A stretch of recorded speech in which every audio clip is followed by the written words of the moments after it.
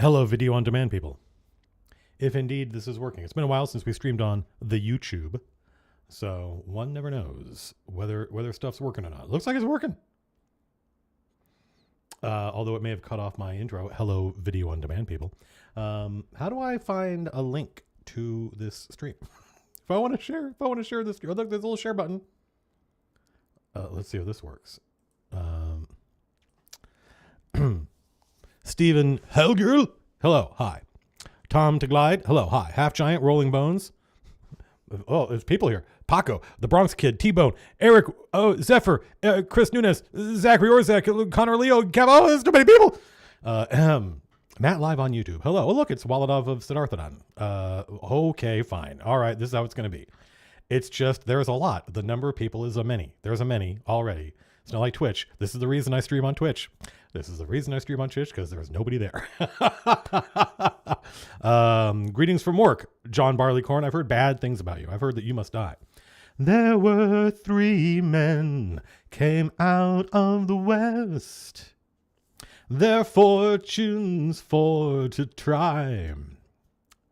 And these 3 men swore a solemn vow. John Barleycorn must die. Yeah, no, that's fair enough, Mitchell Deere, but there's way more YouTubers than there are Twitchers. So yeah, the Twitch alerts, this may just made it, yeah, it wouldn't matter if the Twitch alerts worked consistently. We would not have this many people. Kyle Haugen, no, that's one of the nice things about Twitch is it auto deletes stuff after 30 or 60 days, unless you jump in and try to rescue it, which I don't do, because I like the idea that my ephemera, whatever weird things are happening idiosyncratically in a given Twitch stream, goes away over time. I hope you folks are doing well. I'm really happy with the way the new video is going. You never know. You never know. There are things I don't like about making videos. Oh, actually, that's not true. There are things I don't like having finished a video. I really, I don't mean to hyper focus on this. It's not that big a deal, but that like waiting to see what people think about this, it feels gross, right? I'm much more the kind of like you make it and then you move on, right? And you don't look back. That's the past. Let the work speak for itself. But when the way social media works, it's a community. The community is incredibly valuable to me. It's one of the most extraordinary things that's happened as a result of MCDM. So you want to make sure that it's healthy, and healthy communities require moderation. So you post the video and you got to kind of pay attention. How's it doing? And you got to make sure that the wankers don't run away with the show. And I hate that. But I was really, really happy. Max 3110. I'm glad people get that.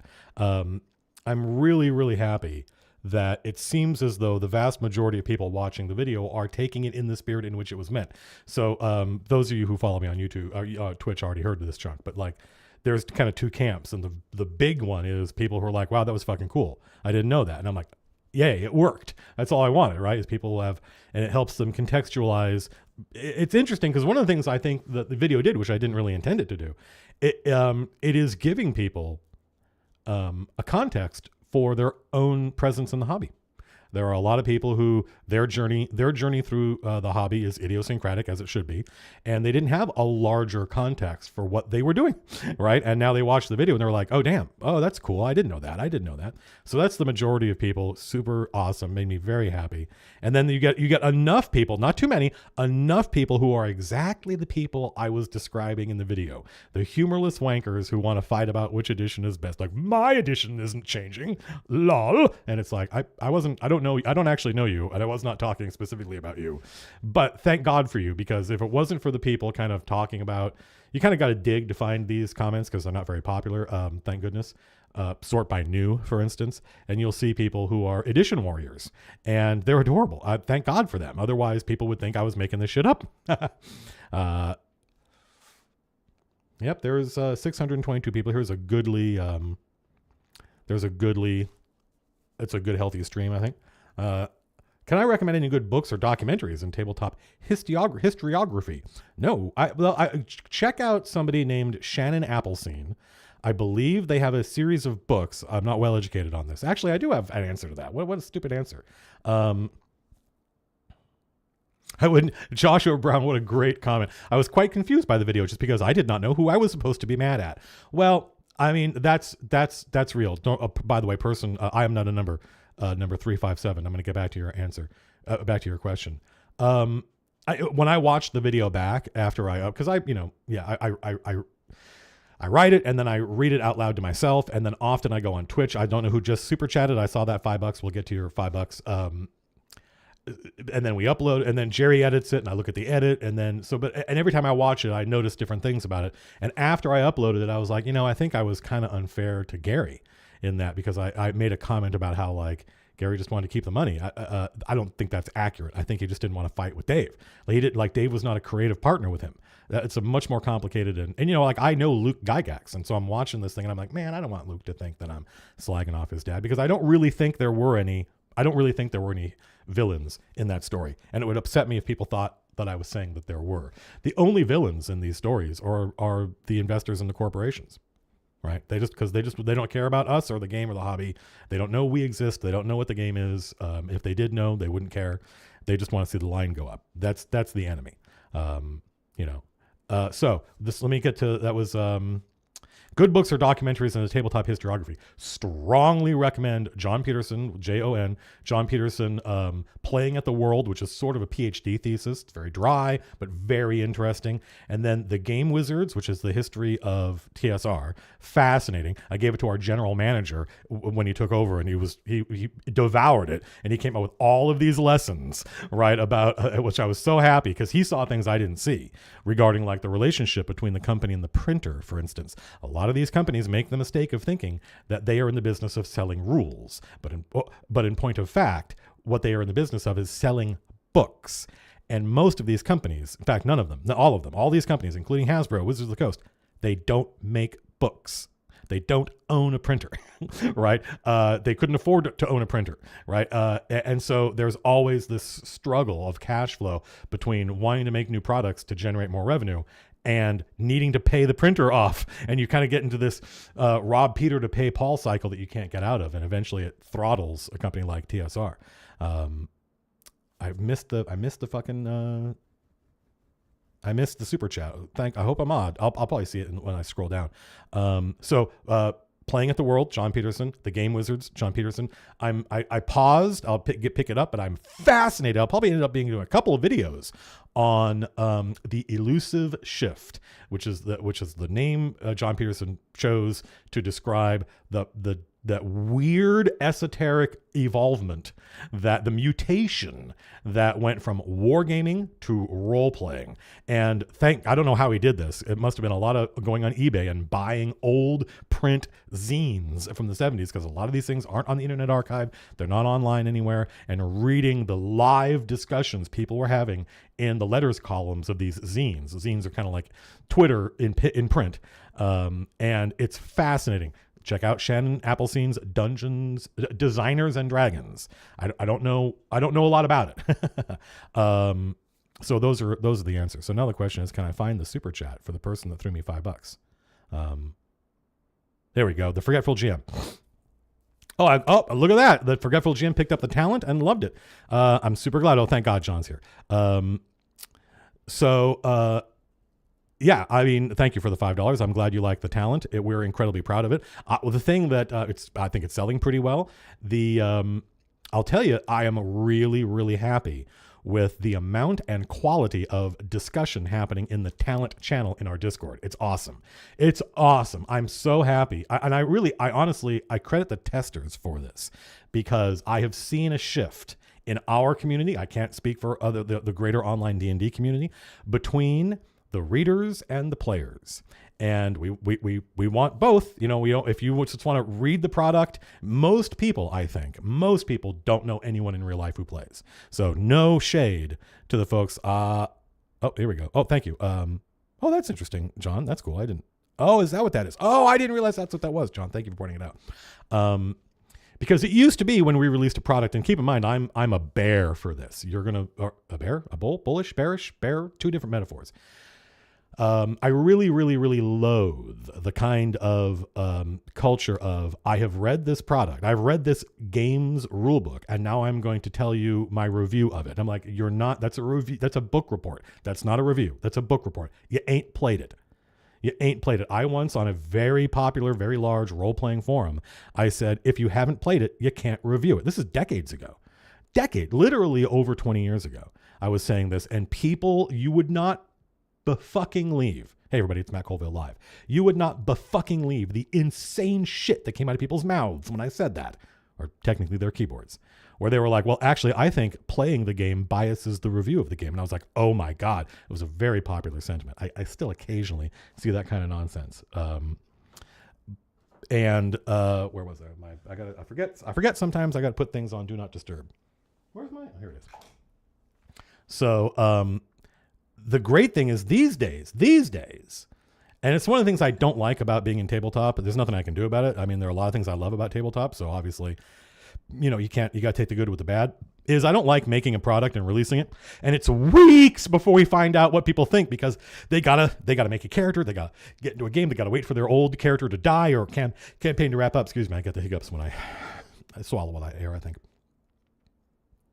But these days, what happens is, when someone reads it and goes online and says, well, let me tell you what I think, right?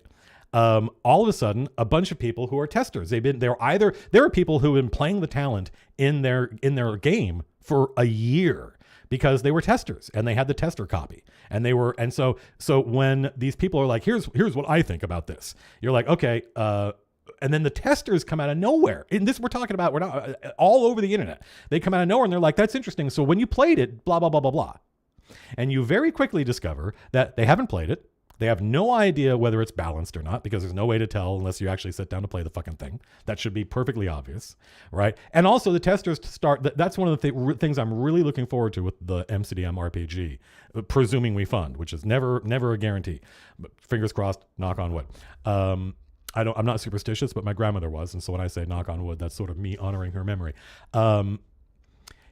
By the time this game comes out and people can play it, you will be better educated on the development of this RPG than any game you've ever played. I think there could be exceptions. There could be little indie games out there that are even more transparent than what we're doing. But that means there will be thousands of people who, when someone buys it and reads it and goes, well, let me tell you, all of these people will come out of the woodwork and say, well, I've been playing it for blah, blah, blah. And let me tell you what I think. And I was on the Patreon. I can tell you why they did it that way. I think they should have done it like this. And you will see, we're already seeing this, by the way. This is already working. All of these people come out of the woodwork and they go, they tried that. Let me tell you what happened. There's a whole blog post about how the career path system went, it exploded, right? So I love that. It makes me very happy to see that evolution of, we want people to be, I had a good friend of mine, the guy who played Lord Kenway of Dalrath. I had a good friend of mine who, when he was in college, he was a starving college student, and he had two books. I think one of them was Marcus Aurelius, and the other one was one of the Legend of the Five Ring role-playing game splat books.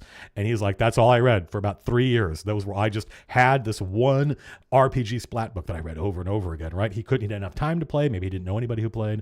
And so I completely respect that. We want our products to be fun to read. Holy shit, look at everything we've done. Obviously, we want it to be fun to read. Our voice is all the way through it. But at the end of the day, all that matters to us is it fun? Is it fun? Do people like it? Hip Deep in Flea Mortals says on MJ. Awesome. Kobolds. Yep. Thanks to Pesto. I'm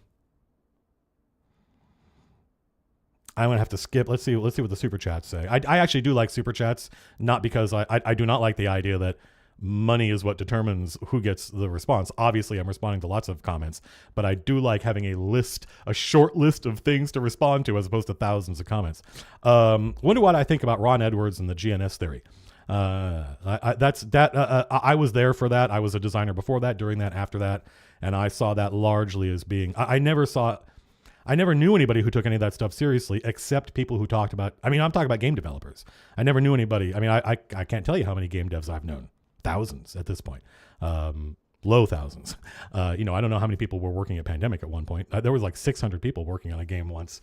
I remember being in the office and Jason, our art director, this is before he was our art director, when we were both working in video games was like, there are more people working on this game that aren't in this building than are. And I was like, wait, what? He goes, yeah, we outsourced this. I was like, oh my God. So I've known tons and tons of devs, and I've never heard anybody use any of that language to talk about it. It was jargon developed by a very specific online subculture, and it had a lot of value to them, and it helped them do a lot of, but this was a dude whose main claim to fame, as I recall, and no shade, was telling designers they need to play the game they're making.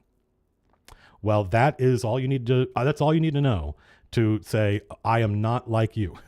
That's a completely different subculture from mine. The idea of like Kingdoms and Warfare, we've talked about this, like how testing works. Like Kingdoms and Warfare, before anybody ever played it, it went through dozens of rounds of me and Lars in the office, and me going, okay, Lars, get your ass out of here. And he's like, okay. And we sit down and we start playing, right? And at first it usually takes about 8 minutes. If we go, no, this isn't working. Thanks, Lars. Back to work. And we go, okay, no, right? So that notion that you have to even say to somebody, you need to play the game that you're working on, that to me says, oh, this is somebody who's talking to the lunatics. Who think about designing games and not playing them. So that is a very weird subculture that kind of, I think, came and went, and thank goodness. Warhouse Bard, longtime friend of the channel. Warhouse Bard, one of our longest and most dedicated supporters. Vasily Sharapov. Tale of the Manticore. Don't know anything about it, but it sounds good to me, right? So it's promoting somebody's podcast. Well, it sounds nerd adjacent. Game Master Flash, what a great name. Says they love our products and can really see the care and thought we put into making them. That makes us happy. That's actually quite a compliment. Can see the care and thought we put into making sure they're fun and engaging. It's the only thing we care about. We don't have investors. We don't care we do care if the line goes up, because that means to us more people are playing the game. We're not trying to create ROI. That is the only thing money is good for, as far as we're concerned, is making more and better games. No joke. That's one of the things I'm proudest of with Flea Mortals. I know it's somewhat esoteric, but one of the things I'm proudest of with Flea Mortals is whatever else you think about that book. And of course, I think the response to that book has been pretty positive. You can see where the money went. And that sets a great precedent when you're about to go to crowdfunding and ask for, a little bit more, I think, than we asked for Flea Mortals, because we're trying to get 2 books done now, and say, look, however much money this thing raises, you will be able to see where it went when the product is done. So thank you for the kind words. I'm going to jump to the end of chat. Obviously, there's no way for me to Fantasy Fanatic. What are my thoughts on new additions that fundamentally change the gameplay? So that's a great question. So I mean, I've lived through. What a great fucking question, Fantasy Fanatic, because that is totally in line with the topic of the last video. What are my thoughts on new additions that fundamentally change the gameplay? Well, I sort of feel like if you're not fundamentally changing the gameplay, why is it a new addition? Like, I like the idea of like 5.5. I really appreciate you doing what you're doing, John. 5.5, that like, it's a revision, right? It's a revision, because, it's just impossible. Let me tell you something, everybody. This is something I've learned very recently, and I've been a professional game designer since 1997, 5, I don't remember.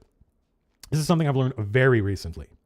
Any sufficiently complicated game, and I'm talking about anything more complicated than a game like Bang or Codenames or Red Dragon Inn, right? So those are relatively simple, fun, social games, right? I mean, like beer and pretzels games. I don't mean like hidden role games. Those are relatively fun social games. Any sufficiently complicated game, there is going to be shit in there that you don't like, and that over time you will conclude is bad design.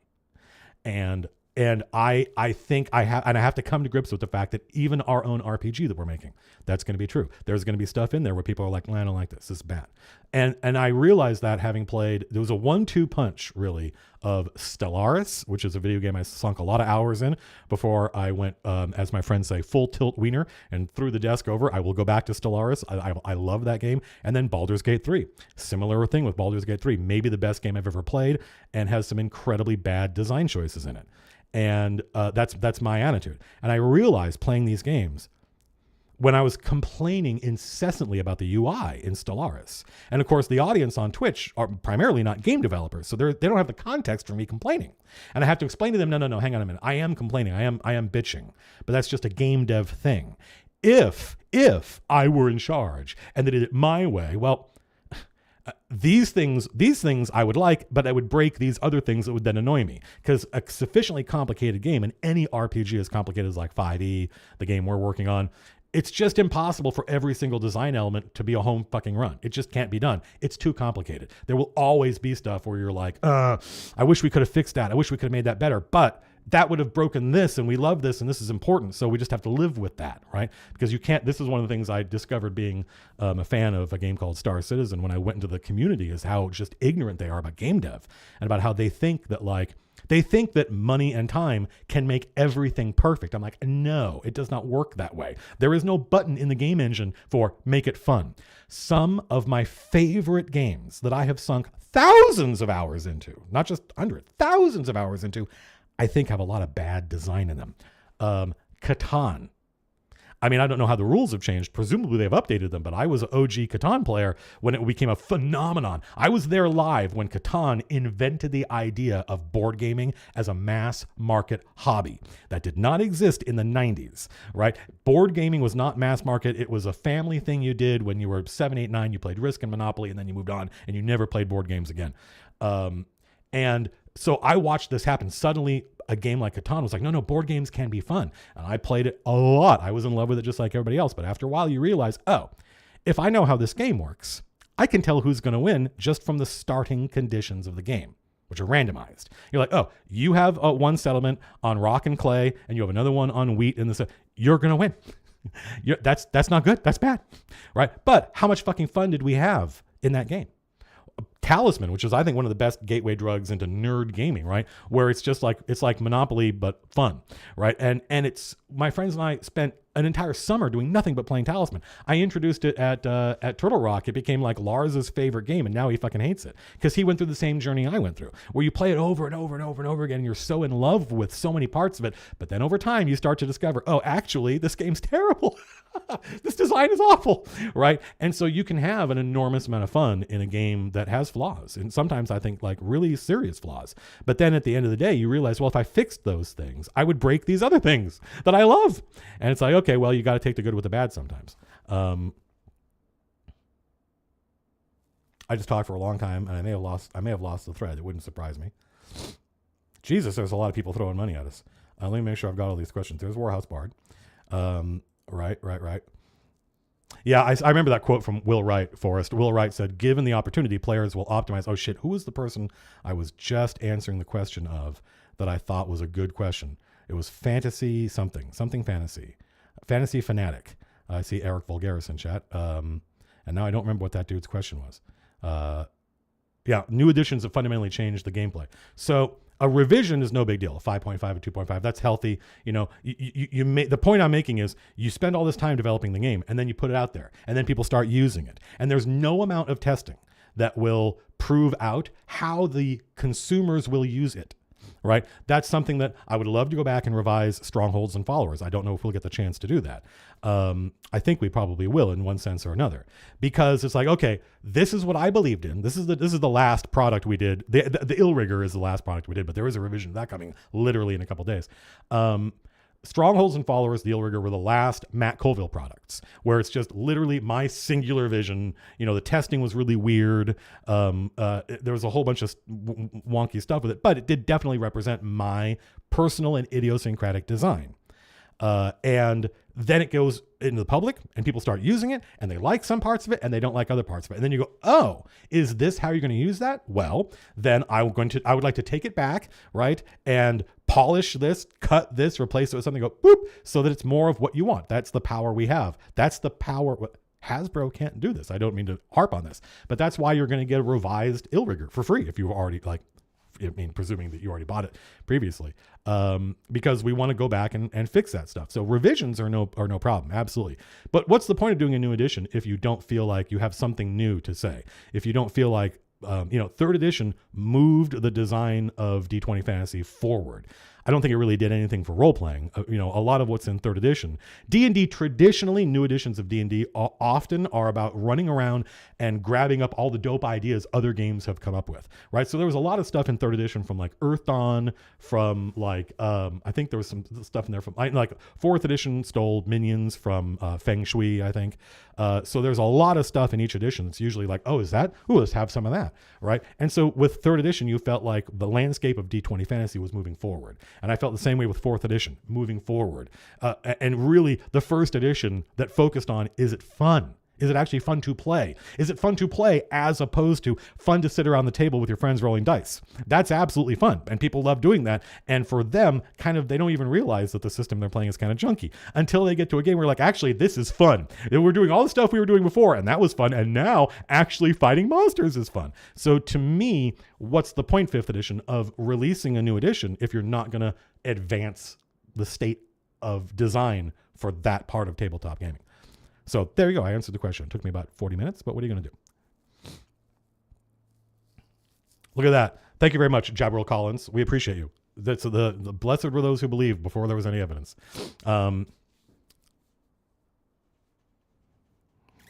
Yeah, RD Green. Yeah, I mean, that's most DMs I know are, I come from a culture where we played lots of games. And so we were always borrowing and stealing cool, dope ass shit. I mean, I ran a Champions game for years, every week, for 3 years, for two different groups simultaneously in the same setting. And I was stealing stuff from World of Darkness, Mage the Ascension. I was stealing stuff left and right. That's part of the fun. It's part of the fun. Battletech, yeah, what a great example, Karamindy. Holy shit, that was $50 actual dollars. Solar Soils. Oh, what a great question. This is a whole fucking thing on its own. My grandfather, Uncle Duke, was a war gamer, and what a great nickname, and a TSR VP, like literally a vice president, during that's interesting, during the Gygax ousting. And I'm trying to learn more. Well, go talk to your grandfather, unless they have checked out, which happens to a lot of grandfathers. All of them eventually. From my viewpoint, how did Gygax's ousting change future edition developments?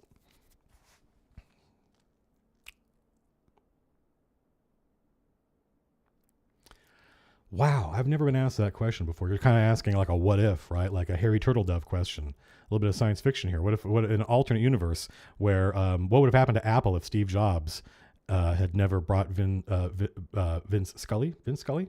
John Scully. Vince Scully is an announcer. Onto the board. Yeah, it's a good question. I don't know. Surprisingly, I think that what I call D20 fantasy would have evolved faster. We would have gotten closer to something like 3rd edition faster. And the reason I say this is because you can kind of tell, you can go get games like Legendary Journeys or whatever it was called. Gary made other RPGs after D&D. Go check them out. Or just go read about him. And I was on forums with Gary. I was on a mailing list, a game dev mailing list, and Gary was on there. And he was very savvy when it came to like what Hasbro and Wizards of the Coast were going to do, by the way. And he often was, even late in life, the industry had moved on quite a bit. He had learned a lot about business. By not all of it, I don't think that was an entirely pleasant experience for him. And he kind of put the nail on the head when it came to like where they were going to want to take the game. If anything, he wasn't cynical enough. But he didn't really believe in like, he having done D&D and having seen where the game and the industry went, he didn't really believe in a lot of the principles of Advanced Dungeons and Dragons design anymore. He really liked the idea of a skill-based system. I don't think he liked classes and levels anymore. He thought they were restrictive. So you would have seen something a little bit more late 80s, early 90s, skill-focused as opposed to attribute-focused, build your own, point by everything rather than class-based. And 3rd edition didn't do that. They didn't feel like they could. But that's the thing, is that Gary had learned a lot of lessons. There's a great quote from Gary in somewhere. It might actually be the AD&D DM's guide, where he talks about how like originally in Dungeons and Dragons, some of you are going to be learning this for the first time. Originally in Dungeons and Dragons, your armor class, a naked person had an armor class of 10, and the harder you were to hit, the lower that number got. This is why armor class works the way it does in NetHack, right? Where a -7 AC was, oh my God, that's amazing. Just the idea of negative AC was extraordinary, right? And he writes about how that's how it worked in 74. Now it's 79, and he's revising the book, and he's like, that's stupid. That's dumb. That doesn't make any sense. It's one of the more confusing parts of the game. It's a very savvy thing for like so much of what people are. That's why I say, go read The Elusive Shift by John Peterson. So much of what we still argue about in the hobby, they were arguing about in 78. You know, it's amazing how quickly they came to what we would consider very sophisticated ideas and viewpoints about RPGs. And Gary's like, man, that was dumb. Armor class should just go up. It should just go up. It should start at 10 and go up. And then he writes, he goes, well, It's too late now, though. I mean, how many more people are ever going to play this game? Right? Well, as it turns out, a couple million, bro. A couple million. So that's an important fucking lesson, is do not make the mistake they made with that second Fallout game. I used to call this Fallout syndrome. First game, huge hit. Second game, not so well received. So what do? They double down on the core stuff, trying to make the core fans happy. And what happens is the game becomes weirder and weirder, and like a black hole, it's shedding fans, right? So no, you got to think about your future fans. You got to make the game better, right? You got to polish, iterate, polish. And so he's like, what are you going to do? Right. Well, having been through that, I think a Gary-led TSR would have been a much more radical in the design, as opposed to everybody who's done anything with D&D since then, with the exception of 4th edition, was very conservative, very backwards looking, very worshiping at the altar of 1974. And the 3rd edition folks thought that they were kind of looking forward. I'm like, yeah, but you still got this great crazy fucking lookup table built into your game where you start by generating a number between 3 and 18, and literally the only function that number has is you put it into a lookup table that puts out the actual number you need, right? And you're like, my God. What could be more backwards looking conservative prog rock? What old dead kinds of music can we bring into here, as opposed to being a little bit more punk rock, a little bit more disco, and be like, how can we improve this? Right? Even 4th edition, as radical as it was, didn't throw that out. So I think a Gary-led TSR, I don't know if it would have been successful. No way to know, but I think it would have been, I know it would, because I see with the games he worked on, and I read what he wrote after he was ousted. And it's like, yeah, that guy had a much more kind of like, free and egalitarian idea toward how the game could evolve. Let's grab another question. How long? We're only half an hour into this. I feel like I've been talking for 6 hours. This ain't no fooling around. Juliet, welcome to the show. It is actually iBot66, as it is impressive that 3rd edition is so similar in feel to older editions, despite being completely different. I mean, it is both of those. You're right. Manuel says Manuel says it's honestly why I am excited about the MCDM RPG. It feels like there's an entirely different approach to design. I don't know that anybody else has really done what we're trying to do. It always disappoints me when I see somebody kind of, peeling off from the D&D design team to go do their own thing, and the first thing they throw out when they make their own version is the grid. And I'm like, man, the grid is the thing. I started on the grid in 86. The grid is incredibly fucking valuable. I got in a really long discussion. I don't know if I posted this on the Patreon. I think I might have a really long discussion with our art director, Jason Hasenauer, not a game designer, but could be if he wanted to be. He absolutely has the chops for it. But he's played a million games, tabletop video games. And he was like, why are we using a grid at all? Why not measure everything with tape measures and just, do it the way wargamers do? And I said, that is a really good question, bro. And I explained why, and how the power of the grid in terms of players understanding. This is one of the reasons in video games, you still see a lot of people doing what they call 2D prototyping, where they take the video game and they instantiate it as a board game you can play locally, with literally sitting down at a table with the other designers, right? Because you can very quickly see, our economy is not going to work, because once in your head in a game design doc, it's easy to think this is going to work. But once you have physical pieces that can only be in one place at a time, and you have to physically move them around, and you see how long it takes to move them around, right? You start going, oh my God, this is never going to work, right? And and so I said, here's why the grid is important. And I think I had good reasoning there. I'm not going to go into it right now. We got other things to talk about. But yeah, I was like, no, the grid's important. And so it's weird to see when people try to make a game, when people who have played a lot of D&D try to make their own game, they often try to make their own game that is full of all the stuff they wish D&D wasn't doing, right? They want to make they often make really rules light games, really rules light. They think the problem with D&D is it's too complicated. I'm like, well, League of Legends is one of the most popular games ever made, and it's so fucking complicated you basically cannot figure it out unless a friend of yours, very much like D&D, by the way, unless a friend of yours decides to tutor you and let me show you how to play, which is actually what literally happened to me. So it's obviously not the complexity is the issue. Plenty of really fucking complicated things are really, really popular. So they try to make a rules light game, and I'm like, no, what are you doing? That's not what people want, man. Make it like you. I think you can make a better game. I think we knock on wood. This is going to sound like hubris, but if I didn't believe this, what are we doing? I think you can make a better game for D&D players than 5th edition. There, I said it. I think you can do it. You just have to understand the players and the player base and not loathe them the way some people do. And it's like, I'm an inveterate D&D player and have been since 86. So James is the same way. He loves D&D. But when I interviewed him, he's our lead designer. I said, what are your ambitions in this industry? And he goes, well, I don't want to work on 5th edition for the rest of my life. And I was like, same. So can we provide a better experience for them? And I think that you can only do that if you genuinely love that game, not just the hobby, that game and the heroic fantasy. I don't mean there's nothing about D&D that another game couldn't do. I mean the heroic fantasy fighting monsters archetype, right? The action movie archetype. I think D&D is at its best when it is like an action movie.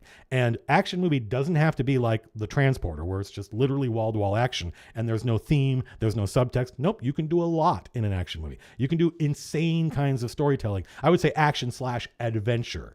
There's a very subtle difference and you have to be a genre nerd. But like Indiana Jones is not an action movie, it's an adventure movie. So those two things put together, I think that's where that segment of the hobby is best. And I think we can make a better game for those people because we're not beholden to a corporation that has opinions about, the value of the D20 in terms of brand. Got to have this in here. No sacred cows. None. We can make whatever we think the best game is for that audience, which we are in, unfettered by any sacred cows. What's a dormer? Do you mean doomer? The one D&D folks are blowing things out of proportion. I have no idea. I've never really paid attention, with the exception of like 3rd edition. I've never really paid attention to what people online thought about an edition, because obviously what people online think about an edition is completely meaningless, right? They don't feel your feelings or think your thoughts. The only thing that matters is what you think. So my attitude is always like, well, in the D&D playtests, like the D&D 5 playtest, which I really hope people go read the legends and lore columns and see how badly I think they screwed that up, how they had a lot of really fucking cool ideas and they threw them out. I don't pay attention to, I don't care. I don't care what kind of crazy shit they're cooking up because none of it matters until it's in the edition. None of this stuff they're trying matters until it's in the game and in the published, finished game. And once it is, then might start forming opinions about it. But what's the point of forming opinions about it before then? So I don't know if they're blowing things out of proportion. I don't know what there is to blow. Blimey. So far, it seems to me that MCDM RPG will be a bit less crunchy than 5e. Is that a correct assumption? I think it depends on how you define crunch. I think our rule book will be a lot fucking clearer than theirs. I mean, yeah, crunch has a different, I remember telling a friend of mine who was one of my best friends, video game dev, works on Marvel Snap. And I had dinner that week with some famous people in this hobby that I am good friends with, who shall remain nameless. And we were commiserating over the weirdness of what Hasbro was doing to the OGL and how it was fucking up our lives in annoying ways. And it literally was just a dinner to just vent, right? Just to because we couldn't say things to each other that we wouldn't feel comfortable saying to people in the community or something like that. And the head of this gigantic fucking company, it's much larger than ours, said, we're doing this, and you guys, and he looked at me and he goes, you guys are the kings of crunch. It was one of the most complimentary things. I wish I could get that moment bronzed and put on a wall, along with the folks at Penny Arcade saying that we were RPG powerhouse MCDM. I'm like, powerhouse? So, and my friend, the game designer, when I said this person said about Kings of Crunch, he goes, is that good? Because he thinks of crunch as being unpaid overtime, mandatory unpaid overtime. I was like, no. Crunch as in game mechanics, crunch as opposed to Chrome, right? Chrome, there's a lot of fucking Chrome in the 5e books. But the crunch that's in there, I think, is very low quality rules. Spell slots, and the way they handle spell casting, a lot of their design, I just think it's really low quality stuff from the 70s, right? The people who work there are really smart. I've worked with many of them. They could make a better game, but they want to work on D&D. They love the idea that they are working on D&D. I know a lot of people like that. Well, I worked there. I was like, that doesn't hold any interest to me. There's no shine there. So I think it's better to say that the rules I think our game is going to seem incredibly crunchy. I love crunch. So I'm a game designer. But I think it will be a lot clearer. It'll be a lot more obvious when you're reading something, how it works and what it's for, because it's not trying to serve some weird legacy design. That's my hope. It's up to you folks to determine that. Timothy Avery, thank you very much. We appreciate I used to say Bezo bucks, but now, yeah, thank you very much. I appreciate that. Hopefully your friends, Timothy Avery, want to run for you. Because that means the thing that you're completely right, Jeff Cochran. Hopefully your friends want to run for you, because then the cycle perpetuates. We're in the culture of one DM and players. I come from a place where almost everybody wanted to run something, and it was like, great, because then you get to play. Have I thought about what would happen if MCDM becomes the next TSR and makes it big? Well, you kind of can't do that. You can only open your Christmas present once. You can put it back in the box and you can tape it back up, but you know what's in there, right? You only get to the next TSR was Magic the Gathering, right? There was somebody who I was like, that person's a literal grognard. That is a person complaining about. Anyway, a grognard, by the way, is not somebody who's been playing since the 70s. A grognard is someone who grumbles, right? My friend Jim is not a grognard, right? That guy does not. He celebrates the hobby. He loves new games. He loves everything, right? He's a gaming slut, as he says it. And then he goes, wait, that's sexist. Gamer coochie boy. So that I don't think that's. I think that there's no make it big for us. There's very, very slow and incremental growth. Where it leads, who fucking knows, right? But we are a very expensive company because I like being able to sleep at night. So we pay people really well. Like our salaries for full-time employees are competitive with video game salaries. We pay our freelancers. I think you folks already know this. We pay our freelancers better than anyone else in this industry.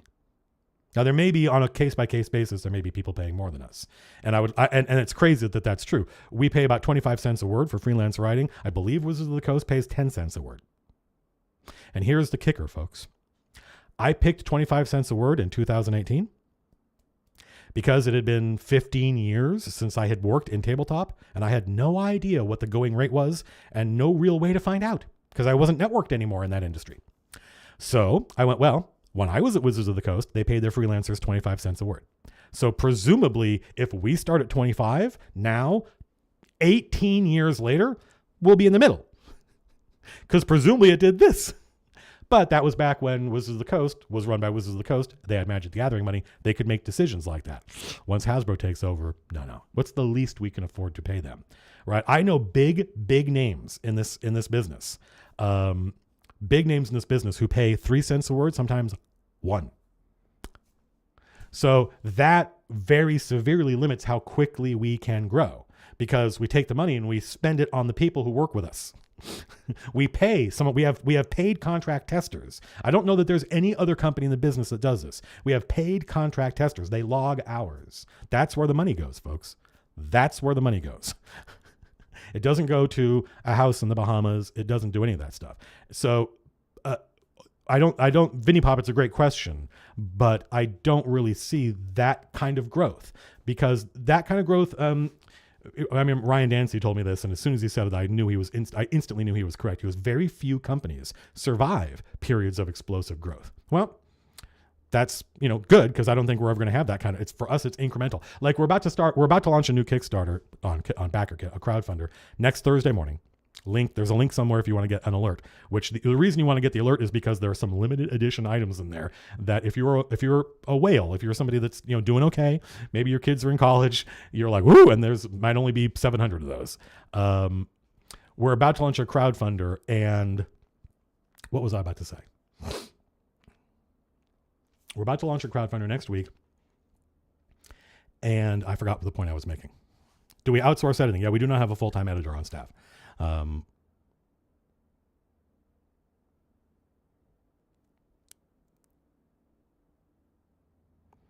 Who is the guy that does the "fuck you, pay me" presentation? Lord God, I don't know who you're talking about, but that sounds an awful lot like Harlan Ellison, Pay the Writer.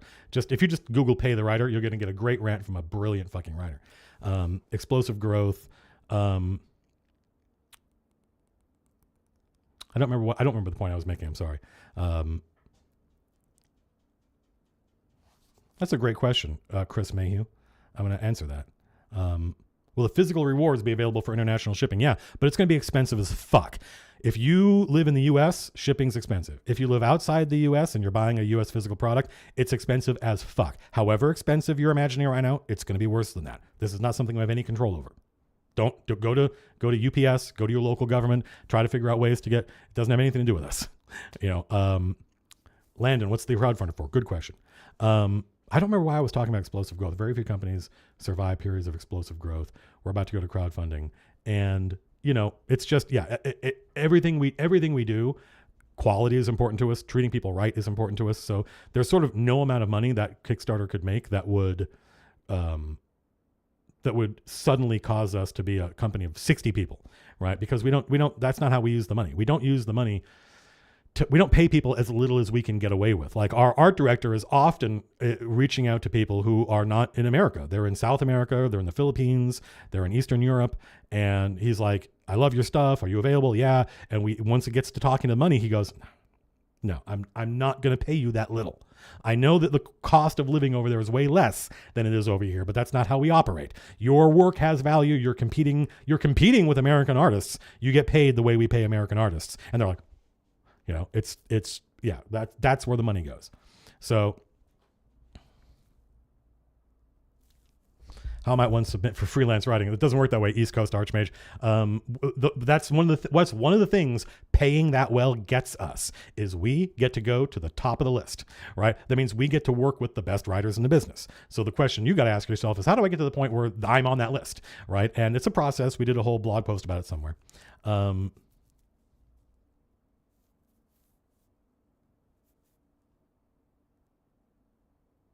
Somebody said, oh, here it is. It's Chris Mayhew. Assuming the MCDM RPG succeeds, there are different metrics for success, by the way. What would it take for us to decide to make a second edition of it? Oh, I think I already talked about it. I can tell you exactly when and how a second edition of the MCDM RPG would come about. It would come about because we would discover that the game we made, now that it exists. Oh, I know what I was going to say about the explosive growth thing. Remind me about the porousness and transparency.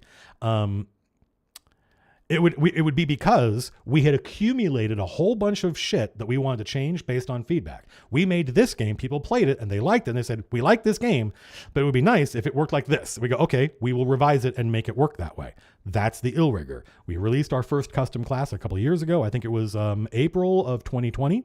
And it was very weird and quirky and idiosyncratic because it was uniquely my design. It was very much homebrew, polished homebrew. It was not what I would consider like, of incredibly high quality. But I was really proud of it, and a lot of people really liked it. But a lot of people were like, this is kind of janky. There are things about it. Depending on the table you sit at, people had really positive or really negative reactions to the Illrigger. So we listened. We're like, okay, what's the problem? Oh, crit fishing. Yeah, of course. Nope, you're right. That is we didn't intend it to work that way. We didn't have super good testing back then. We have world-class testing now. So what do? We paid somebody to revise it, right? We worked with them, and this is Sadie Lowry, who did an enormous amount of excellent work. We said, we want to add a couple subclasses. We want to talk to you about what we think the problems are, talk to you about what you think the solution is, and you go do a little prototype, bring it back to us, and we'll go back and forth, and then when we like it, it'll go to the testers. And she hit a fucking home run.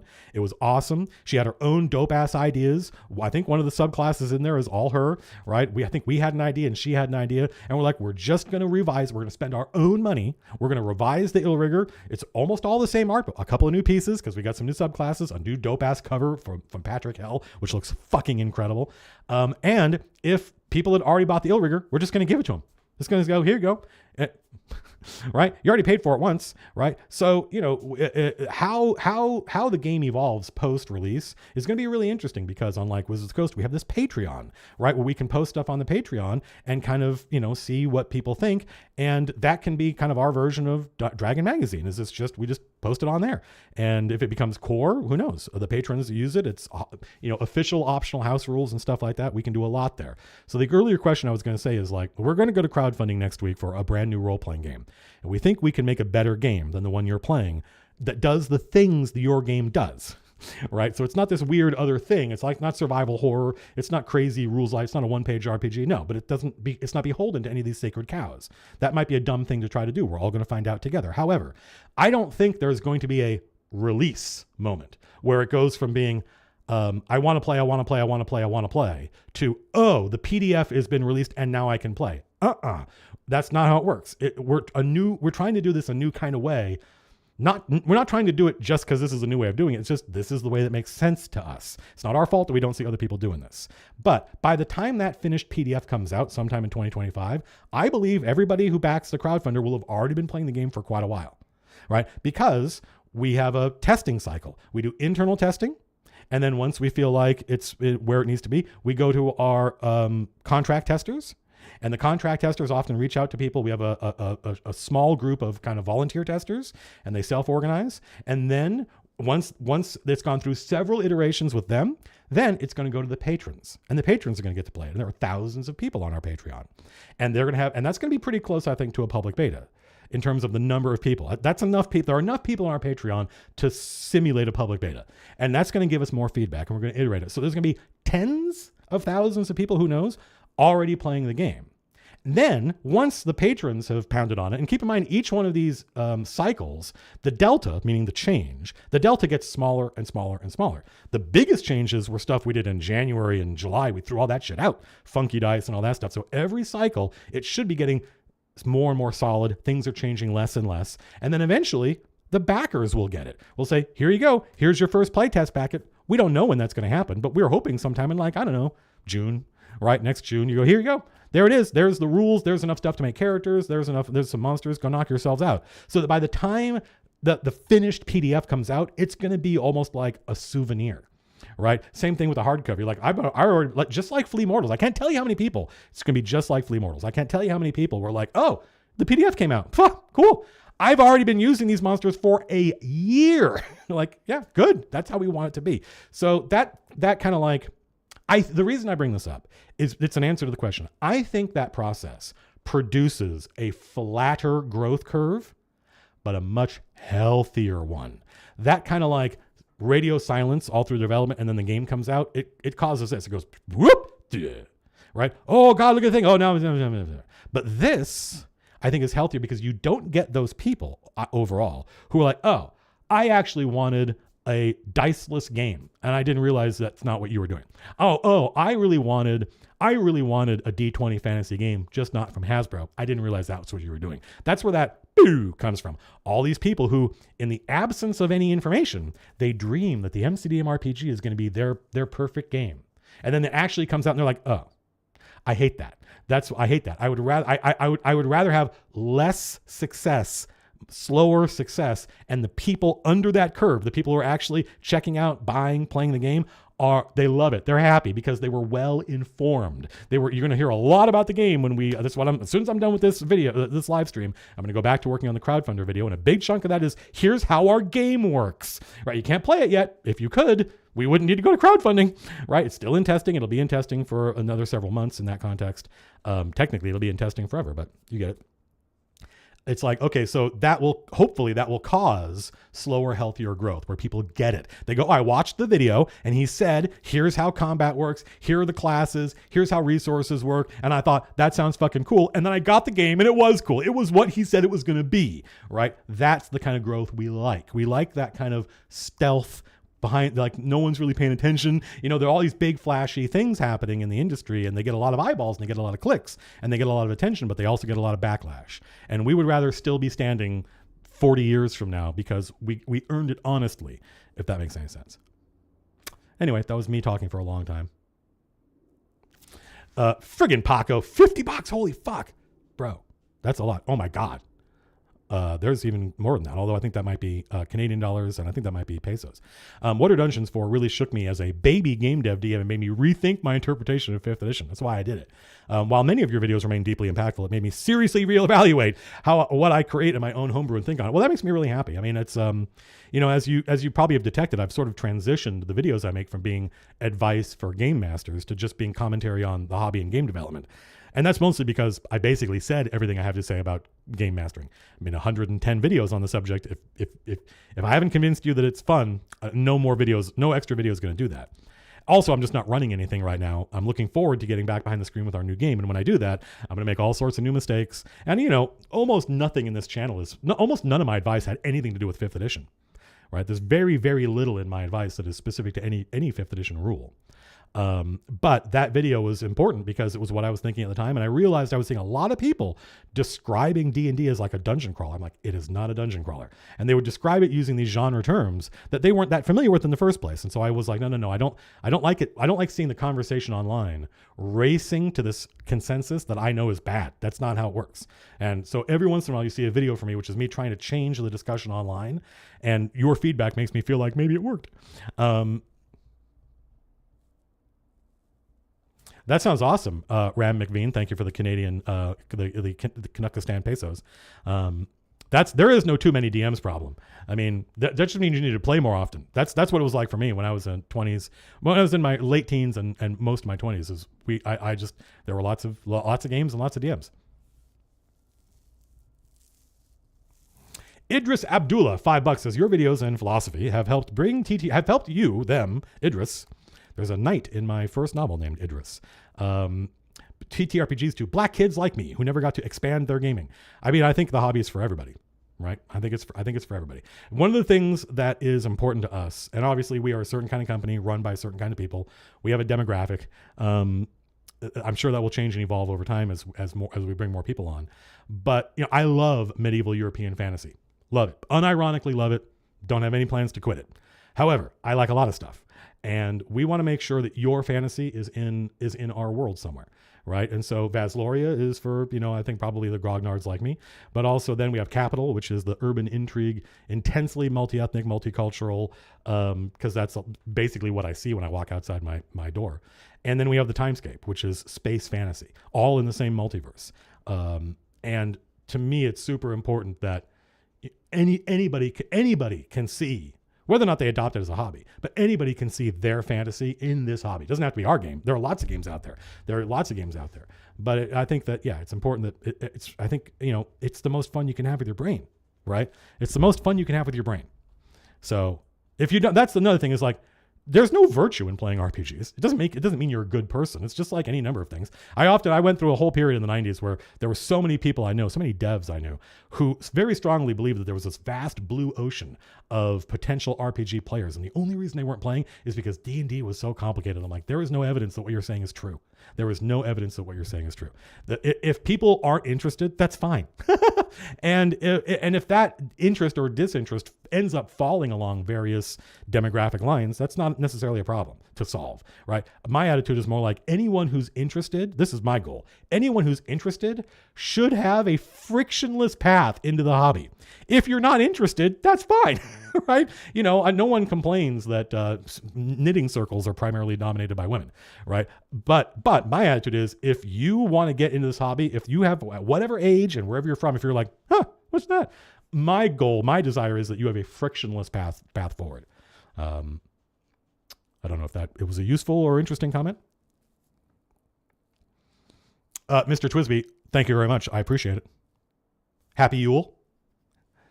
The MCDM shirt. Yeah, we're really happy with our shirts. It's important to us. We want like Lars is in charge of the shirts. I'm not wearing one right now. Lars is in charge of the shirts, and he gets real picky about shirts.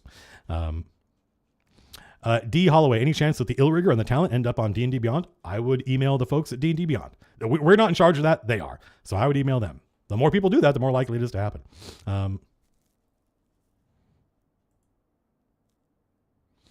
Omar Ben Megdul says, thank you for the Canuckistan pesos. It was awesome seeing us shout out Shadow Dark. We shout out Shadow Dark in the RPG.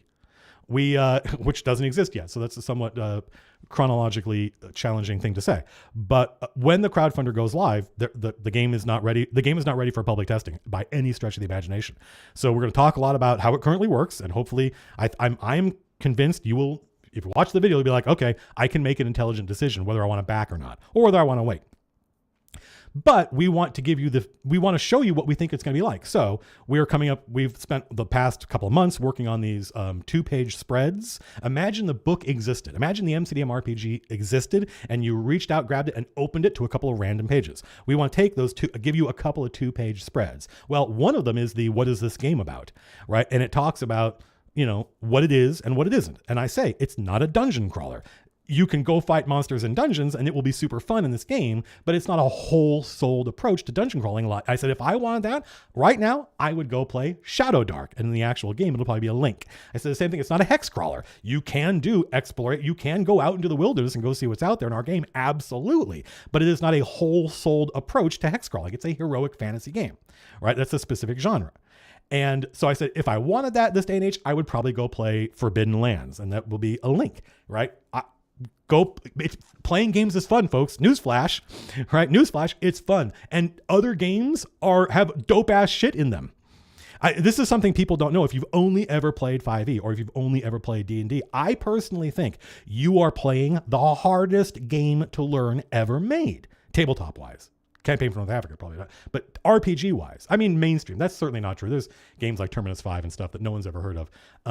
But like, how hard is it to explain why is it like this to a new player? Why does it work this fucking way? It's like, well, back in the 70s, oh my God, right? Jesus, there's so much of that. So people who only play D&D, I think they imagine that learning a new game would be like learning D&D again. Oh, it's not. It's not. It's really not, right? Like, you watched us learn Paranoia live. I made like one mistake in character creation that caused a real hiccup, but we got over it. And then my players, by the way, I was thinking to myself, oh my God, I've completely derailed the whole thing because I did not understand how this character creation process worked. But the players fucking loved it. The people watching on stream loved it. It was fun, right? So anyway, we'll see. So I want people who buy our game or even just look at it and read it to go, Shadow Dark, what's that? And go check it out. I want people, it's fun. These things are fun. Porousness and transparency, Lagrange. Yeah, I think that was what I was talking about with that porousness, by which I mean, we're not going to have that kind of, we don't want this kind of success. We want this kind of success. And I think the way you get there is everybody in the community is involved in the process to the point where by the time the game actually comes out, it's just an afterthought. People have already been playing it. I completely agree. Sufficient reason. Greetings and salutations, great Knoxville Buckeye. I also can't wait for the new RPG. It's going to be awful, folks. It's going to be terrible because we're going to generate a lot of hype for this stupid thing next week, but you're not going to be able to play it. And that's the worst, right? Because it creates conflict of interest, right? Because people, it's like the analogy I use is back when people still gave a shit about superhero movies. They would release like a production still of Ryan Reynolds in the Green Lantern outfit, and it's just an image, and everyone goes insane just talking about just pixel bitching the costume. And I watched that, and I'm like, what a weird set of behavior. Like, oh, I get it. No, I get it. I know what they're doing. The thing is, what they want to watch the movie. They want to watch the movie and they can't. So this is what they're doing in the meantime. They've got nothing. They're just going to rip this image apart, right? And that period of, we just want to play the fucking game, bro. We want nothing more than that. That's why we need to go to crowdfunding. These things are expensive to make for reasons I think I already explained. So that period between the crowdfunder going live and the game actually being playable to the backers, that period is torture, right? It's torture for everybody. It's torture for us, but it's the best way for us to maintain a healthy community and make a good game.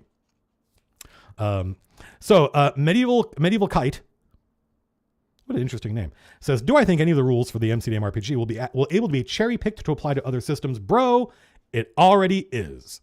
It already is. We have already seen our patrons talking about, hey, I just switched to your initiative system in our game and my players fucking love it and we can't go back. Right? That is a quote. I have seen that many times. People who've been in our Discord, people who are on our Patreon will attest to this. We have seen people already use our negotiation system in their game. And they're like, this is amazing. Now my players are thinking about the NPCs complexly. Now my players are thinking politically for the first time because now we have this framework for this. We're like, when do you get to see us all live play this game? I think live play is not a thing we're interested in anymore. Technically all play is live. My thing is doing that thing again, which really annoys me. One of these days, somebody's going to figure out how to make computers work. And then, holy shit, watch out, everybody.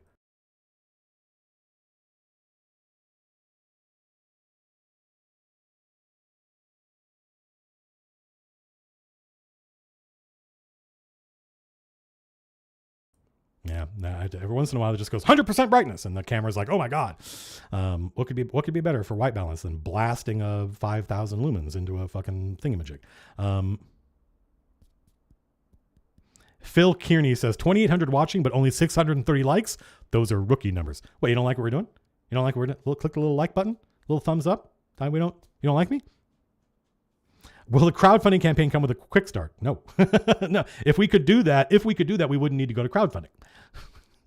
But there will certainly be enough information. And actually, I don't know what quick start is good for in this context, like starter sets and stuff like that. I think, having worked on a couple of starter sets that were I think these are some of the best selling starter sets of any RPG ever, because I did the Lord of the Rings role-playing game starter set for Fellowship of the Ring and the Two Towers. They were in Barnes and Noble and Walmart and shit like that. And the entire thing was written and designed by me, right?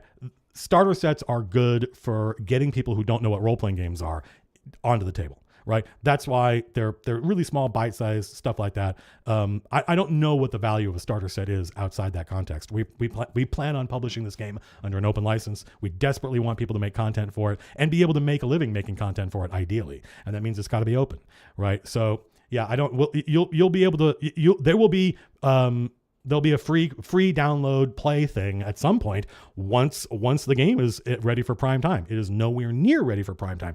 We have at least another year of testing before it'll be there. So it's an important point I was making earlier. So there's the testers that we have contract testers, and they are the most abused because they see raw shit, much of which doesn't work, right? And then every group after that, the patrons will get it. Then the backers will get it. By the time the backers have their first playtest packet, we hope tens of thousands of people are going to be playing this game. So if you want to know how the game works, you will be able to. But the video script I'm working on, I'm going to tell you how the game works. And if you're like, I don't know, just wait. Just wait. But I think enough people will be like, yep, that sounds cool. And everything I'm talking about in the video is already in and working. So already in and working and fun.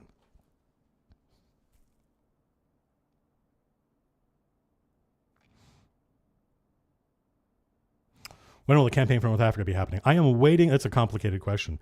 I've sort of given up on the campaign for North Africa because it is impossible for me to figure out. I have not been able to understand those rules and put them together and hold in my head how they are a game. I think CNA comes from that era where a lot of wargamers, it was all play by mail. And so they really, really valued an incredibly complicated game that would take literally months to read and understand because it's like fat fantasy. People like big fantasy novels better than small ones because they go, oh, look how much time I get to spend in this fantasy world. Well, that's not me, right? But what I have done is, thanks to, I think, Jake Ekis in our community who suggested this, I went and I looked and, hey, everybody, you know what? The guy that designed the campaign for North Africa for SPI designed a campaign for North Africa for GMT Games. And it is not 10,000 hours of play. It's a regular everyday board game designed by Richard Berg, and it's the campaign for North Africa. So I bought it. I bought it off eBay, and the person I bought it from shat the bed. It's been a month and the thing didn't show up. And so I complained to eBay. I think that might be the first time that's ever happened to me. And I just went and bought another one from another seller and hopefully it'll be here soon. So that's what we're going to play hopefully in the next month. It will be a campaign for North Africa. It just won't be that campaign for North Africa. Streaming, I don't think you're going to see us playing live. However, what I would like to do, I mean, right now we are all hyper-focused on Thursday, right? Next Thursday, the campaign. We treat our campaigns like it's a product. Art, there's text, there's all sorts of shit, right? And when so it's going to run for 30 days. It's going to go from next Thursday to early January, about a week after New Year's. And in that period, I have no idea what we're going to be doing. I can't think that far ahead. I'm going to adopt a cat this Saturday. So my cat has a playmate. So that's what I'm looking forward to. That's the thing I'm looking forward to, is going and adopting a cat. So during this period, once I can relax, once Thursday is in the past, and I'm like, okay, let me relax. And then I think I'm going to be like, well, the game's definitely ready for my friends and I to try it. And I will probably try to self-assemble a group of people very similar to the folks that were in the Chain of Acheron and get together, play at the table, record it, edit that down, upload it. So people will be able to see it being played. I generally don't think that moves the needle that much. All it does, I think live play is about the personalities and the drama and the storytelling. I don't think it's about the rules, right? But I think it might help some people go, oh, it's real. Well, trust me, when you hear me talking about it in the video, you'll go, oh, it sounds pretty real to me. Yeah, Vince, my only cat right now, although I only have one cat, although I know a cat who would be upset to hear me say that, Fancy Cat. Vince is overweight, and everything I've tried to do with his, I think he's just bored during the day, inactive. I am not a good playmate for him. He's a great cat. I love Vince. He's the best cat. He's one of the best cats I've ever had. He's super fun, great personality. He just needs a buddy. So I got to go get him a new buddy. I definitely, King of May says, do you plan on visiting the UK at some point soon? I went to the post office to get my passport renewed a couple weeks ago, and I just screwed up and I forgot to bring some ID things, and I just haven't gotten back to it. But yeah, I said this to a friend of mine. I said, the thing is, like, I love Orange County. I love living in Orange County. I really do. I love living in California. California is you could pick a lot worse places to live than California, assuming you can afford it. But I sort of want to die in England, if that makes sense.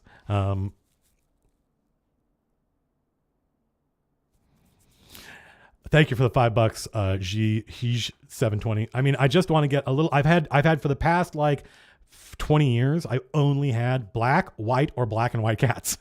And I'm like, I just want to get like a tortoiseshell, a ginger cat, the fewer brain cells, the better, and just get some color around here, and just give Vince a sufficiently tiny playmate that Vince does not feel threatened by an adult cat. He's like curious and wants to play, and the baby just grows up with Vince, and do the right thing, keep them apart and get them used to each other's smells. So they really, because I think here's what I've learned about cats, folks.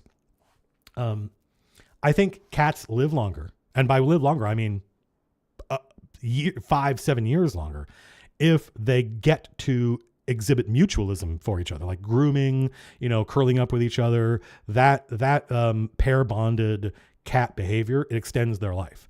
If I had 2 cats, they did not get along, and I think that shortened their lives quite significantly. So you got to get 2 cats. And then, yeah, anyway.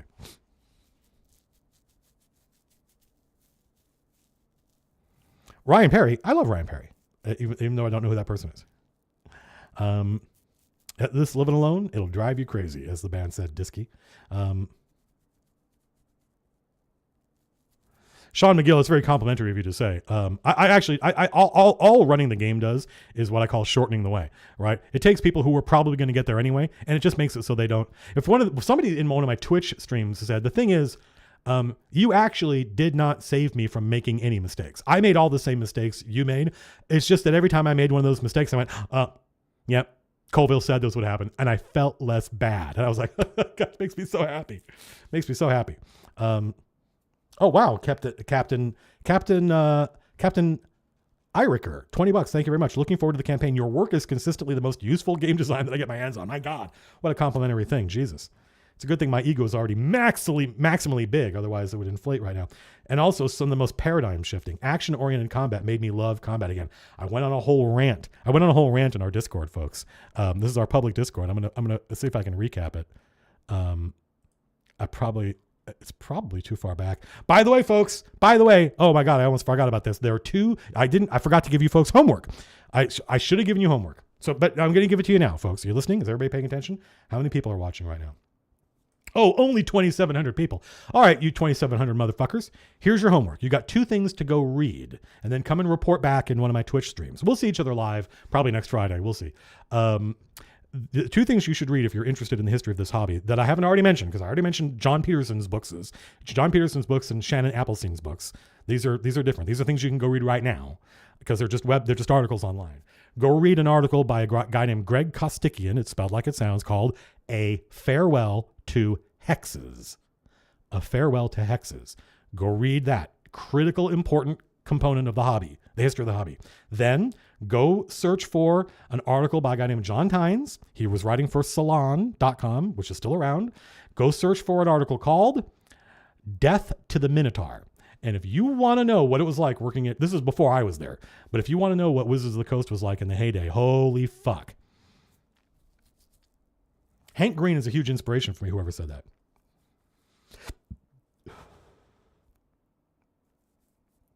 You're on a website, Disky. What do you think this is?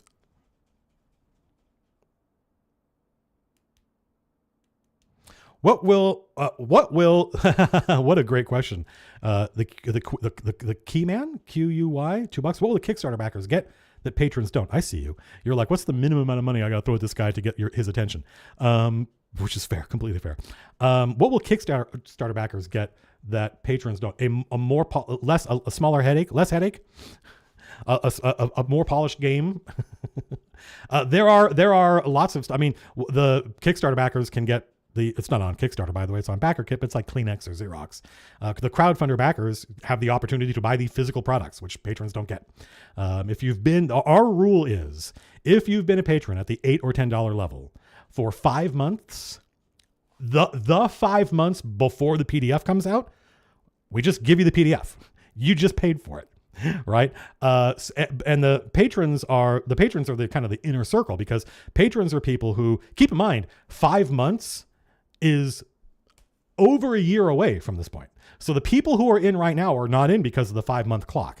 That's not the goal. The goal is, if you just want the product, go to Kickstarter or BackerKit in this case. If you just want the product, if you want to watch the sausage being made live, come by the Patreon. That's what it's for. It's not for another way to get the game. You're gonna get it at the same time. You're gonna get it at the same time the BackerKit backers get it. It's just that if you were in the Patreon for the 5 months before that, it's just gonna post it on Patreon. There you go. So that's the model, is that the thing the patrons get that the Kickstarter folks don't is they get to see all the design we threw out. The first time I saw this in our Discord, we have a special channel just for patrons in the Discord. The first time I saw this, I laughed my ass off. Someone's like, he said this was going to happen. He said I was going to fall in love with something they threw out, and I fell in love with this, and they just threw it out. That made me so happy. Yeah. So, the crowdfunding backers get the opportunity to buy the physical goods, which the patrons don't get. But the flip side is the patrons don't have to pledge. If they're only pledging for the digital goods, they don't have to worry about it, because they're already funding the development. The crowdfunder, just FYI, the crowdfunder is mostly for, not exclusively, but it's mostly for the art and the printing. These are expensive. Art is the most expensive component of everything we do. Salaries, I guess, sort of. But the Patreon actually goes a significant portion of the way to funding, at least me and James. So yeah, it's to pay for the art. That's why we're doing it. Thumos, yeah, well, I had a friend of mine who said, actually, I thought the bugs in Mercenaries 2 were kind of endearing. That was the nicest thing he could have said about that stupid game.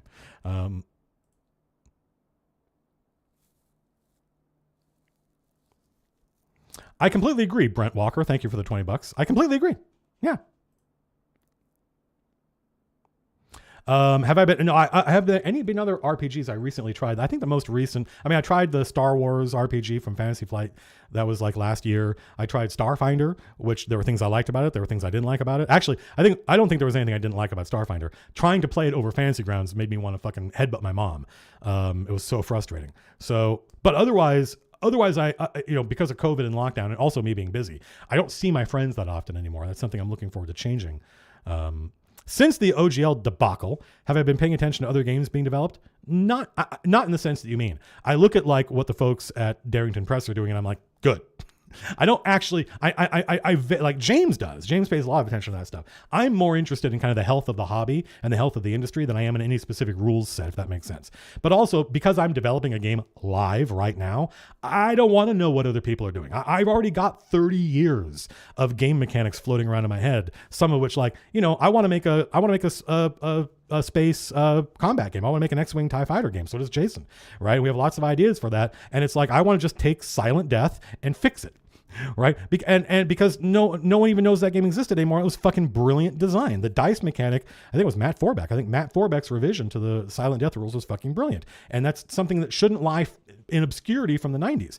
I do not feel that same way about anything being made in the last 10 years. I'm like, no, that's theirs. I don't want to accidentally rip something off just because I was inspired and I forgot where I already accidentally do that too much with Midnight Suns. There's so many parts of the stupid game that we're working on when I'm like, is this going to work? And some dev friend of mine in video games goes, oh, like Midnight Suns. And I'm like, huh? And I'm like, I didn't even know that game existed until I had this conversation, literally. Anyway. So I don't have opinions the way you think. I just think good. Patrick McGurr. I did write Mercenaries, although I don't, thank God when I applied to work at Turtle Rock Studios, they did not go and look at any of my previous work, because it wasn't really until Evolve that you could play a game that I wrote, and my writing was actually evident. Up until then, all you got was kind of like a Terry Gilliam film, where it's all you could see, even me, were all of the interference and compromises, and there's almost nothing of me in here. Are these the same two chats from the same person, Patrick Finger? Daniel Lolobo, that sounds good. Oh, geek parking only. This might be the last question. How long have we been streaming, folks? Average view, average view 15 minutes. A little over an hour. We can go for another 20 minutes or so. 90 minutes is a goodly amount of time.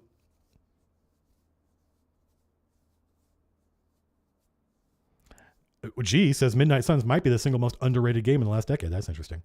If you want heroic fantasy, Adequate Fez, what a great question. I said, correct. If you want a dungeon crawl, play Shadow Dark. Complete this sentence. If you want blank, play MCDM RPG. Heroic fantasy. Do you want to be a big damn hero and do dope ass shit and fight horrible monsters that are trying to take over the world? Come over to our side of the pool. The water's warm. Self-publishing your first novel, geek parking only. The advice I have is the major difference between self-publishing and getting an agent and an editor and getting a book deal is that you have to promote the work yourself. And almost no writer likes doing this because they want to write. They don't like talking about themselves or promoting themselves. And I say promoting themselves, not the book. They don't know nothing about your book. They don't know anything about the book. But if you're on social media, if you're on Reddit, they can find out about you. So that's what you got to do. It sucks, but you got to do it. It doesn't have to suck. For instance, I self-published my first novel. I don't think that's going to change anytime soon. There are no publishers knocking on my door. And I had already been an active participant in a fantasy subreddit for like a year and a half up at that point. And so the people on that fantasy subreddit knew me. They knew me as someone who knew a lot about The Black Company by Glenn Cook. And, I had intelligent things to say about some fantasy from the 70s and 80s and stuff like that. And so they kind of knew me. I wasn't a power user by any stretch of the imagination, but they kind of knew me. I wasn't a dilettante. And so when I posted and said, hey folks, I just finished my first fantasy novel. It's free for the next 2 weeks. You can download it. It's Kindle only. I got like 1,700 downloads. Because people on /r/fantasy, at least a significant number of them, did not feel like I was just some dilettante, a carpetbagger who showed up in town to hawk their wares and then fuck off. That's the work. The work is you're participating in the communities around. Like a good friend of mine's wife, who's also a good friend of mine, is a mystery novelist. And so she went to the mystery bookstores and she volunteered there. She volunteered at books. She arranged book signings so that the editors and agents got to know her, right? You can't just manifest this kind of success out of nothing. You got to do the work for it. And that means putting your boots into those communities where people read books like the one you wrote are, and participating in that community authentically.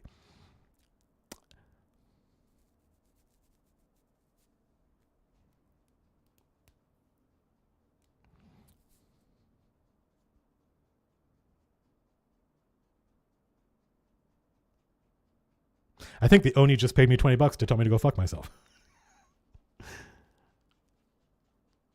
How important are visuals and minis for the MCDM? I would say about as important as dice. It's explicitly played on a grid.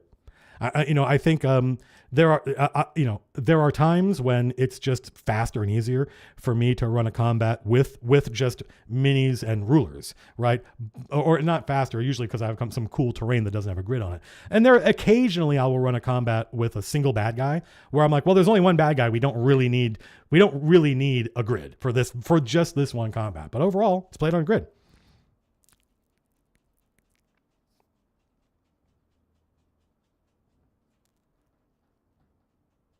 Wow, game design at university, Ace Vincent. Good luck. I tried reading Malazan. I bounced off it. I will explain why. It's really important to me why I bounced off it, by the way. Yeah, Ace Vincent. I've had friends of mine that did game design at colleges and universities, and when I talk to them and I say, what'd you learn? They just laugh, and they're usually what they say is, I got a lot of good stories, and I met a lot of cool people. I'm like, oh, okay, because I don't know how I would teach what I know about game design as a course. It's kind of like teaching writing. I don't know how to teach writing. I only know how to teach how to write like I write, and I don't know why anyone would value doing that. You should not want to know how to learn to write like I write. You should want to learn how to write how you write, and I don't know how to teach you that. And I'm skeptical of anyone who wants to tell you how to do that.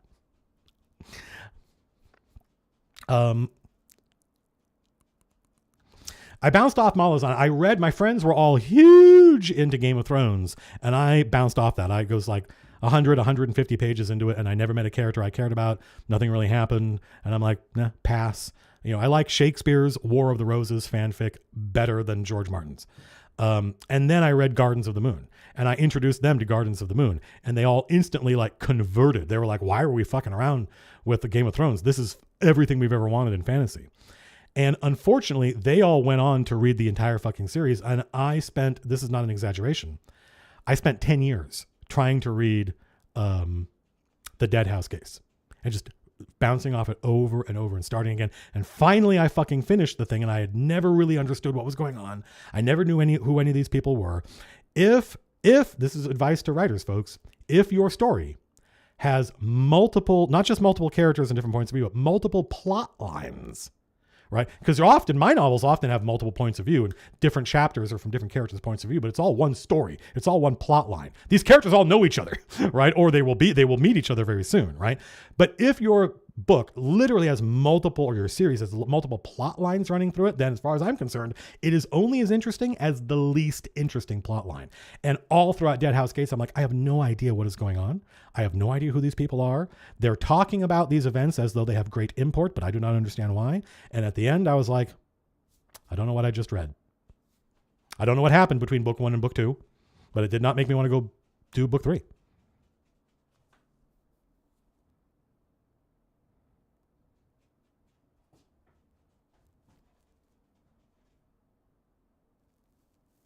Oh, they were talking about, I apologize, person I called out for, even though he threw me a super chat, because you were talking about it's warm. I thought the same thing. When I said it's warmer over here, I thought I should make a joke about chlorine now. So I apologize if you're still watching. You weren't telling. Hey, it's Chris Hopper. Hello. What a great comment, Collins Science Project. Malazan is a great trilogy hiding in 10 books. It's half an hour of fun packed into 4 hours. The Woodland Fellowship asks, question, being that social encounters are often nothing more than improvised conversations. Sure, I think that's generally how conversations and social interaction works. What is the best way, or game, to gamify social encounters so that social stats matter more? I don't know, and I don't know why you would want to do that necessarily. You know, I have lots of friends and family members, loved ones, significant others, and I've never had an experience with any of them where I'm like, I wish there were rules for this and dice I had to look up. So that's the way I look at it as, I'm interested in helping. James and I are both interested in helping people tell more and more interesting stories at the table. So the MCDM RPG has a thing we're going to talk about in the video called negotiation. And it's been through several iterations, and I think it's looking pretty good right now. The testers seem to like it. We'll see. There were earlier iterations that were a little bit more elaborate and weird, and I tested them live. And my players instantly liked that there were rules for this, but the actual rules weren't helping, and that's an important point. So it's funny because somebody read the negotiation rules. I'm like, my God, this is so complicated. I'm like, it's literally just Red Dragon Inn. It's not that complicated. It's a family game, basically. So for us in our game, we want negotiation to be one of the pillars of the design. Now, ultimately, it's still optional, right? So that might create a conflict in people's heads when I say it's core pillar, but it's optional. But at the end of the day, we have normal skills you can use to resolve simple back and forth discussions with NPCs. This is the way I look at it. The kinds of social interaction you have in your D20 fantasy, you can do all that in our game, and it basically works the same way. Just do some role playing, make a persuasion check, and see if you roll well. But that covers, trying to get somebody to tell you what direction to go, trying to get somebody to, trust me, I'm not an enemy. Let me see this book in your library. Like, for instance, the encounter in the Chain of Akron with the librarian at the Actian library, that would not be a negotiation. That's just, this person thinks that we're cops. So all I got to do is explain to them that we're not cops and get them kind of on our side. That's just some role playing in a die roll. We are imagining a more complicated scenario, not rule set, but we want that. For instance, if you've played the Regent of Bedegar in Strongholds and Followers, there's a negotiation in there. There's just no rules for it. The players come upon Bonebreaker Doricor, the person they ostensibly are there to kill, the chieftain of the White Tusk Orcs. And they discover her sitting on her throne with her great axe at the throat of Edmund Bedegar, the presumed dead scion of the Bedegar family. The fact that the Bedegar line has not been extinguished is a major fucking reveal. Holy shit. One of them's still alive, and Bonebreaker Dorkor could hear the heroes coming and got ready. And so even though they are hugely, overwhelmingly desirous to kill this person, the fact that when they meet her, she has her blade at this kid's throat causes even the most bloodthirsty murder hobos to go, maybe we should think about this. Now, many of them go on to fight anyway. That's fine. That's a negotiation. Hey, let's talk. Right? This is a political moment where the landscape of your game setting can change. It did not occur to us to talk to this orc before. But not only can we talk to this orc, we might actually come out of this with an ally. Not just that person, her whole tribe. That is a game-changing conversation. Trying to get the librarian just to trust you long enough to look at a book, that doesn't count. That's just normal role-playing. This is a negotiation. There is a political subtext to it, right? You're getting someone not just to help you for this scene. You're getting this person to throw in with you. And that is a big deal.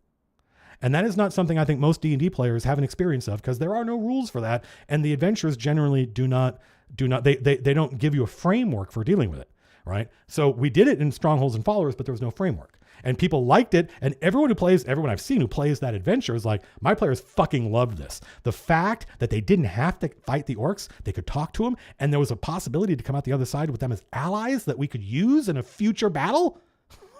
Holy shit. I'm like, motherfucker, I've been playing that way since 1985. But it was just the way we played at our table. So this is an attempt on my part to give that style of play enough teeth that somebody would go, oh, I get it. And it's not that complicated. Every NPC you might negotiate with, which is very few NPCs, right? Because there aren't that many Bonebreaker Dorkors out there. Most people you talk to are more like the librarian and, just listen to us and don't freak out, right? That's just normal role playing and a die roll. But that political, the family's allegiance is shifting. The Montagues and the Capulets, right? You can't use negotiation to make somebody fall in love with you, but you might be able to use it to get her parents to stop thinking you're right. It could be romantic soap opera kind of thing. Anyone you might negotiate with has a patience score and an interest score. And if these, and you want their interest to go up before their patience gets too high, their impatience gets too high, right? And this is something I stole from Red Dragon, and you have a sobriety and health. And as long as these two numbers don't meet, you're fine. But if your drunkenness ever is equal to your damage, how fucked up you are, you pass out and they kick you out. Same thing here, right? And so it's up to you to figure out what motivates this person. They're interested, otherwise they wouldn't be listening to us, but their patience is not infinite. So every check I make, every die roll we make in this negotiation, we lose some patience. I don't know, especially looking at it from your point of view, I don't know how to make these two numbers go in the right direction. But James is in charge of the negotiation system. It's already working, right? And then you have each NPC has some things you probably shouldn't bring up. Pitfalls. There are pitfalls. Don't say that. You'll just piss them off, right? 2 or 3, right? And then other things that if you say, it's very likely to work on them. So you have pitfalls, and I don't remember the term we're using for the other thing. And we do the work for this. This is not something we expect Dungeon Masters to just do instantly on the fly. But once you have a couple, we intend on providing lots of examples. Here's this NPC and their interest versus their patience and their pitfalls and their motivations. And once you've got enough of those, you'll be able to go, no, I'll just use that one and tweak it a little bit, right? And then the output is, there are 6 possible results, which is, yes, I will help you. No, I will not help you. And then there's yes, and, which is, okay, you did so well in this negotiation. You're so convincing that not only will I help you, I'm going to give you more than you asked for. That's yes, and. Then there's yes, but, which is I will help you, but there's a catch. And there might be a price to pay, and by definition, when you probably don't want to pay, otherwise it wouldn't be a catch. Then there's no, but there's also no but, which is I'm not going to do what you said, but I will help. I will give you some other help. I will give you something you weren't asking for that's going to be useful, but I'm not throwing in with you. And then there's no and, which is not only am I not going to help you, go fuck yourself, right? I'm going to actively try to stop. I'm going to do work even harder now to screw you, right? So those are the 6 possible outcomes. It's actually a very simple system. That's the whole thing. by the way. It's just these two numbers that you're trying to make go back and forth. And then imagining this NPC complexly. What are the things you shouldn't bring up in conversation? Everyone you've ever known in your life, there are certain things you shouldn't bring up. What are the things you shouldn't bring up in conversation? One of the things I didn't do my hair this morning. I just took a shower and got out. So it's just kind of au naturel. And then what are the things that motivate them? And if you're like, that's too much. Hey, guess what? We have the same exact process you've been going through since 1974, where you do some role playing and make a die roll. And most of those we're not trying to make the things you're already doing more complicated. We're trying to take what you're already doing and add more options to it. Now when I talk to an NPC, more and more interesting outcomes are possible, right? Because it used to be the best I could do was get this librarian to trust me, but now I could actually get this civic leader to throw in with us. That is a big fucking deal, I think. Yeah.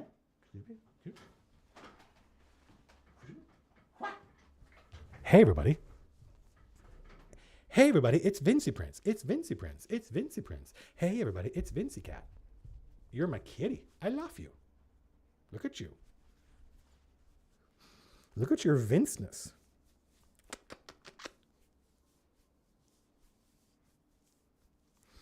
You're my kitty and I love you. Okay, bye. Ba-dunk. Anyway, thanks for watching, everybody.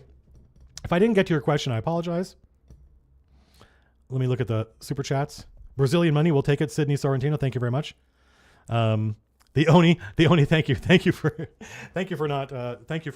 taking my comment in the spirit it was meant. Thanks for everybody who stuck around. I apologize if there were too many people here to answer all your questions. I very strongly recommend folks come hang out on Twitch chat, which is much more chill. And there's no one over there, which is why I do it over there. We will definitely stream probably next Friday to talk about whatever's going on with the crowdfunder. Crowdfunder launches next Thursday. No, the game is not done. If it were done, we wouldn't need to go to crowdfunding. It's just for like the true believers. Every crowdfunder we do, there are people who are like, I would like to back, but I'm not liquid right now. I need to know a little bit more about the product. That's not a problem. You don't have to apologize for that. Assuming that it funds, you'll have plenty of opportunities to get on the bus. The crowdfunder is for the true believers who want to get in on the ground floor. Until I saw that Warhouse Bard, thank you very much. I saw that Midas 1108, thank you very much. My 2-year-old requests that the cat be brought back. The cat will come back, but just not right this second. So I've got to go finish writing the script for the crowdfunding campaign. Also, you're going to get a new designing the game video probably Monday-ish on the second channel, the MCDM channel, and it's going to be about gear. How do weapons and armor work in our game? It's super fucking cool, and I am hugely excited, and it's already working really well, even though it meant we had to throw out everything we had done. Everything I had done. I was the kind of the gear designer, and I had worked my ass off on it, threw it all out. But where we ended up was super, super good. So until next time, folks, remember the 3 rules. Lord God says, oh, well, that will answer my missed question. Okay, good. Let me see, actually, let me check here. Have I watched a lecture series from Thomas Grip? Nope, never heard of them.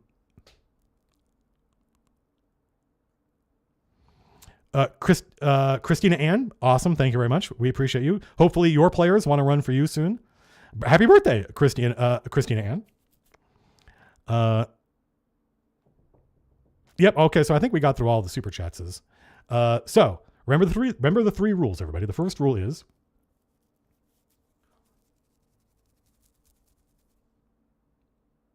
right. The first rule is, imagine other people complexly. Everybody you meet in the world, the person at the drive-thru, the people annoying you in traffic, they are all going through a mountain of shit that you don't know anything about. So maybe give them a break, right? But the flip side of that is also true. Remember the second rule, which is be good to yourself, because no one else is on the hook to do it, right? Imagine the advice you would give a friend of yours if they were going through what you're going through. It's pretty good advice. Maybe you should listen to it. And the last rule is the most important, right? The last rule is the most important. Life is uncertain. None of us are promised tomorrow. So eat your dessert first. Until next time, folks.